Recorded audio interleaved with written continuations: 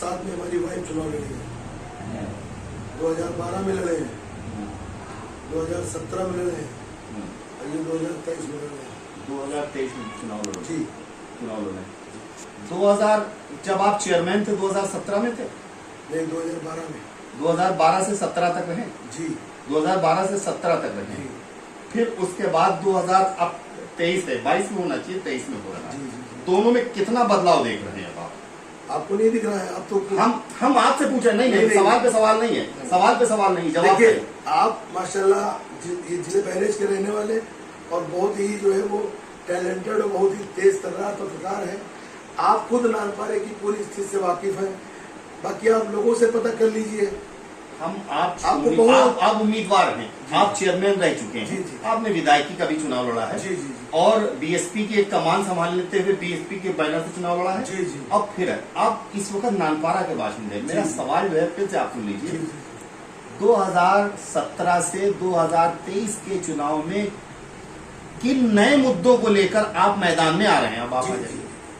सबसे बड़ा मुद्दा जो अव्यवस्था यहाँ फैली हुई है नगर पालिका के अंदर, जिसको 5 साल के अंदर हमारी वाइफ का जो पीरियड था, उसके बाद 5 साल हमारा पीरियड था, उस व्यवस्था को सुधारा गया था, रिश्वतखोरी खत्म की गई थी, गरीबों का जो शोषण हो रहा था, नकल के नाम पे, हाउस टैक्स के नाम पर, जन्म प्रमाण पत्र के नाम पर, दाखिल खारिज के नाम पर जो शोषण हो रहा था, उसको खत्म किया गया। तो अंधियाले का प्रकोप था, शासन से पैरवी करके जगह जगह नाली खड़ंजे का कार्य कराया गया, कीचड़ साफ किया गया, पेंशन की व्यवस्था जो थी, गरीबों की पेंशन बनाई गई, उस व्यवस्था के ऊपर ही काम कर रहे हैं और वही मुद्दा है।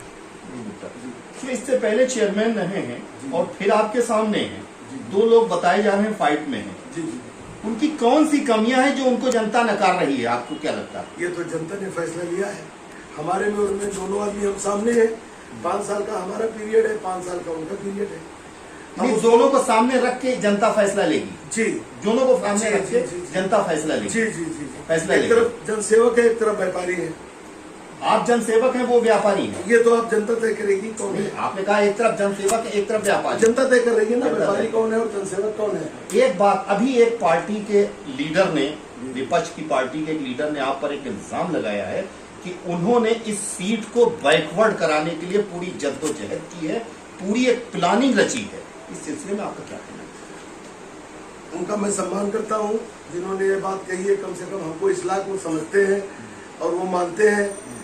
वैसे हम जो है विपक्ष के जिस लीडर की बात आप कर रहे हैं, मैं उस लीडर की बात का सम्मान करता हूँ कि कम से कम वो हमको इस लायक समझ रहा है कि भारतीय जनता पार्टी की सरकार में, केंद्र में और राज्य में भारतीय जनता पार्टी की सरकार है, विधायक हमारा जो है भारतीय जनता पार्टी का है, माननीय सांसद हमारे भारतीय जनता पार्टी के हैं, उसके बावजूद जो चेयरमैन मौजूदा है वो कांग्रेस पार्टी का है।